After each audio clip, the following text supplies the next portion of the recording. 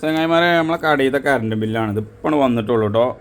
Current bill total 4399 റുപ്യ. പക്ഷേ ഇതിൽ നമുക്ക് അറിയാത്ത ഒന്ന് രണ്ട് പൈസ വരുന്നുണ്ട്.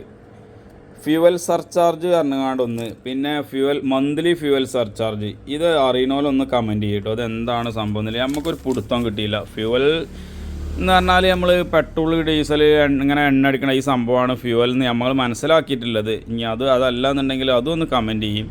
ഇങ്ങനത്തെ നിങ്ങളെ കറണ്ട് ബില്ലിലൊക്കെ ഇങ്ങനെ ഒരു സംഭവം ഉണ്ടോയെന്നുണ്ടെങ്കിൽ അതൊന്ന് പറയട്ടോ.